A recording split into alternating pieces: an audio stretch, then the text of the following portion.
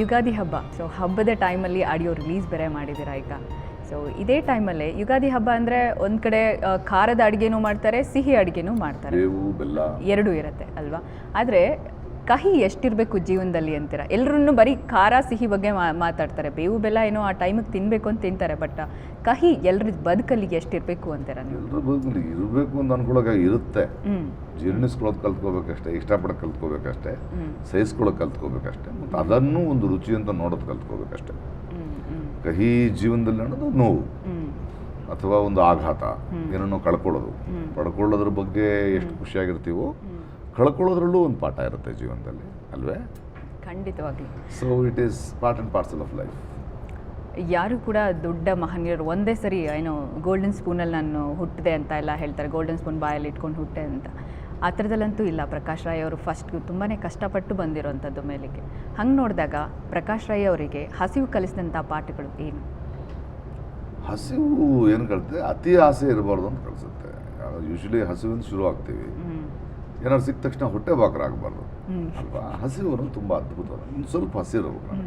ತುಂಬ ನನಗೆ ವಿನಯ ಪ್ರಸಾದ್ ಅವ್ರ ಜೊತೆ ನಾನು ಯಾವತ್ತು ಭಾಳ ವರ್ಷಗಳ ಹಿಂದೆ, ಒಂದು 25 ವರ್ಷಗಳ ಮುಂದೆ ಯಾವುದೊಂದು ಕನ್ನಡ ಸಿನಿಮಾ ಮಾಡ್ತಾ ವಿನಯ ಪ್ರಸಾದ್ ಅವ್ರನ್ನ ನೆನಪಿಸ್ಕೊಳ್ತೀನಿ ನಾನು. ಅದು ಧಾಬಾ ಮೂಲಕ ಬರ್ತಾ ಇದ್ವಿ. ಏನು ನಿಮ್ಮ ಆರೋಗ್ಯದ ರಹಸ್ಯ ಅಂತ ಕೇಳಿದೆ. ನಾನು ಇನ್ನೊಂದು ಸ್ವಲ್ಪ ಹಸಿವಿದು ಅನ್ಬೇಕಾದ್ರೆ ಪ್ರಕಾಶ ಊಟ ನಿಲ್ಲಿಸ್ಬಿಡ್ತೀನಿ ನಾನು. ಅದು ತುಂಬ ಕಷ್ಟದ ಕೆಲಸ, ತುಂಬ ಒಳ್ಳೆಯ ಕೆಲಸ ಮಾತದು. ಅದು ಬಹಳ ವರ್ಷಗಳಂದ್ರೆ ಅರ್ಥ ಆಯ್ತು ನನಗೆ. ಅದು ಊಟ ಇರಲಿ ಯಾವುದೇ ಇರಲಿ, ಬಟ್ ಕಷ್ಟ ಅಲ್ವಾ? ಯಾವ್ದಾದ್ರು ತುಂಬಾ ಇಷ್ಟವಾದ ಊಟನ ಅಷ್ಟಕ್ಕೆ ನಿಲ್ಲಿಸೋದು ಅಂದ್ರೆ ಹೊಟ್ಟೆ ಬಾಕರಾಗೋದು ಒಳ್ಳೇದು ಯಾವತ್ತೂ ಸ್ವಲ್ಪ ಕಷ್ಟನೇ. ಒಗ್ಗರಣೆ ಅಂತ ಟೈಟ್ಲ್ ಇಟ್ಬಿಟ್ಟಿದ್ದೀರಾ. ಈಗ ಹೆಣ್ಮಕ್ಳೆಲ್ಲಾನು ನಿಮ್ಮ ಬಗ್ಗೆ ಹೊಟ್ಟೆ ಕಿಚ್ಚು ಪಡಲ್ವಾ ಅಂತ, ಏನೋ ಸಿಕ್ಕಾಪಟ್ಟೆ ಗಮಗಮ ಅನ್ನೋ ರೀತಿ ಅಡುಗೆ ಏನೋ ಮಾಡ್ತಾ ಇದ್ದಾರೆ ಇವರು, ಅಡುಗೆ ಬಗ್ಗೆ ಸಿನಿಮಾ ಮಾಡಿದ್ದಾರೆ ಅಂತನೋ, ಅಥವಾ ಇಷ್ಟು ಚೆನ್ನಾಗಿ ಅಡುಗೆ ಮಾಡುವಂಥ ವ್ಯಕ್ತಿ ಅಂತ ನಾವು ಅವ್ರು ತೋರಿಸ್ಕೊಳ್ತಾ ಇದ್ದಾರೋ. ನಾವು ನಮಗಿಂತ ಹೆಂಗಸರಿಗಿಂತ ಗಂಡಸರು ಚೆನ್ನಾಗಿ ಮಾಡ್ತಾರಾ ಅಡುಗೆ? ತುಂಬ ಖುಷಿಯಾಗಿದ್ದಾರೆ. ಹೌದಾ? ಇನ್ಮೇಲೆ ಇವನೇ ಅಡುಗೆ ಮಾಡ್ಕೊಂಡಿದ್ರೆ ಚೆನ್ನಾಗಿತ್ತಪ್ಪ, ಆರಾಮಾಗಿ ಊಟ ಮಾಡ್ಕೊಂಡು ಕೂತ್ಕೊಂಬೋಣ ಅಲ್ವೇ? ಹೌದಾ? ಏನು ಯೋಚನೆ ಮಾಡಿ, ಒಳ್ಳೆ ಅಡುಗೆ ಮಾಡಾಕ್ತೀನಿ. ಒಂದು ಹೊಸ ರುಚಿ ನಿಮಗೆ ಗೊತ್ತಾಗುತ್ತೆ. You can learn a lot. Okay. ಅಮ್ಮನ ಕೈಯಲ್ಲಿ ಮಾಡೋಂಥ ಅಡುಗೆಗಳಲ್ಲಿ ನಿಮಗೆ ಫೇವ್ರೇಟ್ ಯಾವುದು? ಅಮ್ಮ ಭಾಳ ಅದ್ಭುತವಾಗಿ ಮಾಡೋರು. ಚೌಳಿಕಾಯಿ ಪಲ್ಯ ಮಾಡ್ತಾಳೆ, ಸೊಪ್ಪಿನ ಪಲ್ಯ ಅದ್ಭುತ. ಅಮ್ಮಂದು ಚಪಾತಿ, ಸೊಪ್ಪಿನ ಪಲ್ಯ ತುಂಬ ಇಷ್ಟ ಅಮ್ಮ ಮಾಡೋದು. ಹೌದಾ? ಇವತ್ತು ಹೌದು. ಯಾವುದೇ ಒಬ್ಬ ನಟನ ಬೆಳವಣಿಗೆ ಎಲ್ಲೋ ಒಂದು ಹಂತಕ್ಕೆ ಹೋದಾಗ ಅದು ಅಲ್ಲಿಗೆ ಕಡಿತ ಆಗತ್ತೆ, ಮತ್ತೆ ಹಿಂದಕ್ಕೆ ಬರಲೇಬೇಕು ಅನ್ನೋ ರೀತಿ ಮಾತಾಡ್ತಾರೆ. ಹೌದೇ? ನಿಮ್ಮ ವಿಷಯದಲ್ಲಿ ಆಕ್ಟ್ ಮಾಡ್ತಾನೆ ಇದ್ರೆ ಹಂಗಿರುತ್ತೆ, ಬದುಕ್ತಾ ಇದ್ರೆ ಹಂಗಾಗಲ್ಲ. ಆಕ್ಟ್ ಮಾಡ್ತಿದ್ರೆ ಸಿನಿಮಾ ಮಾಡಬಾರ್ದು, ಬದುಕಬೇಕಷ್ಟೇ, ಬದುಕಬೇಕು. ನನ್ಗನ್ಸುತ್ತೆ ಮಹಿಳೆಯರೆಲ್ಲ ಸುಮಾರು ಜನ ಇವಾಗ ಥಿಯೇಟ್ರಿಗೆ ಬರೋವಂಥದ್ದು, ಇದನ್ನು ಅವರ ಅಭಿರುಚಿಯ ಸಿನಿಮಾಗಳು ಬರ್ತಾ ಇರೋವಂಥದ್ದು ಕಡಿಮೆ ಆಗಿದ್ದು ಏನೋ ಕಾರಣ ಗೊತ್ತಿಲ್ಲ, ತುಂಬ ಕಡಿಮೆ ಆಗಿಬಿಟ್ಟಿದೆ. ಈ ಒಗ್ಗರಣೆ ಸಿನಿಮಾ, ಈ ಥರದ್ದು ಒಂದು ಸಿನಿಮಾ ಮಾಡಿ ಮಹಿಳೆಯರೆಲ್ಲ ಒಂದ್ಸರಿ ತಿರುಗಿ ನೋಡಿ ಅದು ಮತ್ತೆ ಥಿಯೇಟರ್ಗೆ ಬರೋ ಹಂಗೆ ಮಾಡಬಹುದಾ? ನಾನು ನನ್ನ ಕನಸು ಮಾಡಿದೆ, ಎಲ್ರಿಗೂ ಇಷ್ಟವಾದ ಸಿನಿಮಾನೇ. ಕಾಲಕಾಲಕ್ಕೆ ಒಳ್ಳೆ ಸಿನಿಮಾಗಳು ಬರುತ್ತವೆ, ಬಟ್ ಒಂದು ಕುಟುಂಬವನ್ನು ಜನರು ಕೂತ್ಕೊಂಡು ನೋಡುವಂಥ ಸಿನಿಮಾವನ್ನು, ಸಂಭ್ರಮದಿಂದ ಸಡಗರ ನೋಡುವಂಥ ಸಿನಿಮಾಗಳನ್ನು ನಾವು ಹೆಚ್ಚು ಮಾಡ್ತಾ ಇಲ್ಲ. ಅದು ನಮ್ಮ ಚಿತ್ರರಂಗದವ್ರದ್ದೇ ತಪ್ಪು, ಅಥವಾ ನಮ್ಮಂಥ ಫಿಲ್ಮ್ ಮೇಕರ್ಸ್ದೇ ತಪ್ಪು. ಇದರಿಂದ ಇಂಥ ಒಳ್ಳೆ ಸಿನಿಮಾಗಳು ಬಂದವರು ಜನ ಬರೋದು ಕಮ್ಮಿ ಆಗುತ್ತೆ, ಅದನ್ನು ನಾನು ನೋಡಿದ್ವಿ. ಬಟ್ ನನ್ನ ಮೇಲೆ ಒಂದು ನಂಬಿಕೆ ಇಟ್ಕೊಳ್ಳಿ, ಆ ನಂಬಿಕೆ ಇಟ್ಟಿದ್ದಾರೆ ಜನ, ಆ ನಂಬಿಕೆ ಸುಳ್ಳಾಗೋಲ್ಲ. ಎಲ್ಲರೂ ಕೂತು ನೋಡುವಂಥ ಸಿನಿಮಾನೇ ಮಾಡಿದ್ವಿ ಒಗ್ಗರಣೆ.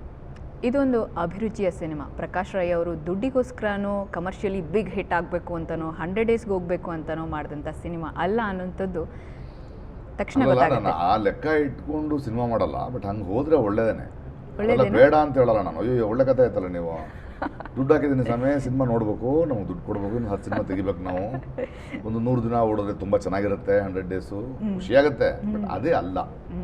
ಯಾಕೆಂದರೆ ಇವತ್ತಿನ ದಿನಗಳಲ್ಲಿ ಒಳ್ಳೆಯ ಸಿನಿಮಾಗಳನ್ನು ಜನ ನೋಡುವಂಥ ಸಿನಿಮಾ ಏನು ಅಂತ ನಮ್ಮನ್ನು ಕನ್ಫ್ಯೂಸ್ ಮಾಡೋರು ಭಾಳ ಜನ ಇದ್ದಾರೆ. ಒಂದಷ್ಟು ಆಭಾಸ ಇರಲಿ, ಒಂದಷ್ಟು ಹೊಡೆದಾಟ ಇರಲಿ ಅಂತ. ಎಲ್ಲ ಒಂದು ಕಡೆ ನಮಗೂ ಕೆಲವು ಜವಾಬ್ದಾರಿಗಳಿವೆ. ಆ ಜವಾಬ್ದಾರಿಯಿಂದ ಸಿನಿಮಾ ಮಾಡಿದಾಗ ಸ್ವಲ್ಪ ಮಾರಾಟ ಕಷ್ಟ ಆಗುತ್ತೆ, ಬಟ್ ಒಳ್ಳೆಯ ಅಭಿರುಚಿಯ ಸಿನಿಮಾಗಳನ್ನು ಯಾವುದೋ ಒಂದು ಪ್ರಕಾರದಲ್ಲಿ ಜನ ನೋಡ್ಬಿಡ್ತಾರೆ ಅನ್ನೋದಕ್ಕೆ ನಾನು ನನ್ನ ಕನಸೇ ಸಾಕ್ಷಿ. ಸೊ ಡೆಫಿನೆಟಾಗಿ ಈ ಸಿನಿಮಾ ಜನ ನೋಡ್ತಾರೆ ನಮಗೆ. ಬಟ್ 100 ಡೇಸ್ ಎಲ್ಲ ಓಡಿಸಿ ದಯವಿಟ್ಟು ಪ್ಲೀಸ್. ಓಕೆ, ಓಟ್ ಮಾಡಿ ಎಲ್ಲರೂ ಕೇಳ್ಕೊಂಡಿದ್ದಾರೆ. ಸರ್, ಪೂನಿ ವರ್ಮಾ ಅವರು ಅಂದರೆ ನಿಮ್ಮ ಪತ್ನಿ ಈ ಸಿನಿಮಾದಲ್ಲಿ ಏನು ಮಾಡ್ತಾರೆ, ಏನು ಮಾಡಿದ್ದಾರೆ? ಅವರು ಪಾಪ ಮದುವೆ ಆದಮೇಲೆ ನಾವು ಕೊರಿಯೋಗ್ರಾಫರ್ ಅಲ್ವಾ, ಅವರು ಡ್ಯಾನ್ಸ್ ಮಾಸ್ಟರ್. ಹೌದು, ತುಂಬ ಟ್ರೈ ಮಾಡೋಣ ನಾನು ಡ್ಯಾನ್ಸ್ ಮಾಡ್ಸೋಕ್ಕೆ, ಆಗಲೇ ಇಲ್ಲ. ಸರಿ ಬೇಡ ಅಂತ ಮತ್ತೆ ಪ್ರೊಫೆಷನ್ಗೆ ಬಂದು ಈ ಸಿನಿಮಾದ ಹಾಡುಗಳನ್ನ ಅವರೇ ಚಿತ್ರೀಕರಿಸಿದ್ದಾರೆ. ಓಕೆ, ಅವರೇ ಚಿತ್ರೀಕರಿಸಿದ್ದಾರೆ. ಮದುವೆ ಆಗ್ಬಿಟ್ಟು ಈ ಇಂಡಸ್ಟ್ರಿ ಬಿಟ್ಬೋಣ ಇವನೊಂದು ಡಾನ್ಸ್ ಆಡ್ಸೋಣ ಒಂದು ಸ್ವಲ್ಪ ಅಂದರು. Okay. ನಾನು ಎಲ್ಲಿ ಸಿಗೋದು ನಾನು ಇವ್ರಿಗೆ. ಹಾಂ ಸೊ ಈ ಸಿನಿಮಾದಲ್ಲಿ ಶಿ ಈಸ್ ಅ ಮೇಜರ್ ಆಕೆ ಹೆಸರಿದಲ್ಲೇ ತನ್ನ ಸಿನಿಮಾ ನಿರ್ದೇಶಿಸಿದ್ದಾರೆ ಅವರು. ಹ್ಞೂ so she was work as an assistant director, ಸಹ ನಿರ್ದೇಶಕಿ ಕೂಡ ಕೆಲಸ ಮಾಡೋದು. ಎಲ್ಲ ನನ್ನ ಇಡೀ ನಿರ್ದೇಶನದ ತಂಡ ಏನಿದೆ ಆ ತಂಡ ನಮ್ಮ ಮುಂಚೂಣಿಯಲ್ಲಿದ್ದರು. ಆಕೆ ಹಾಡುಗಳನ್ನು ಮಾಡಿಕೊಟ್ರು ಆ್ಯಂಡ್ ಇಡೀ ಶೂಟಿಂಗ್ ನನ್ನ ಜೊತೆ ಇದ್ದರು. ಓಕೆ, ಈ ಸಿನಿಮಾದೊಂದು ಹಾಡು ಹೇಳ್ಬೋದಾ? ಅಯ್ಯೋ ಅಡುಗೆಗೆ ಸಂಬಂಧಪಟ್ಟಿದ್ದು ಯಾವುದಾದ್ರೂ? ಆಹ ಜುಮ್ಮನ್ನುವ ಆಹ ಘಮ್ಮನ್ನುವ ಬಿಸಿ ಒಗ್ಗರಣೆ ಅಂತ ಹಾಡು. ಒಗ್ಗರಣೆ ಟೈಟಲ್ ಟ್ರ್ಯಾಕೇ ಹೇಳಿದ್ದಾರೆ.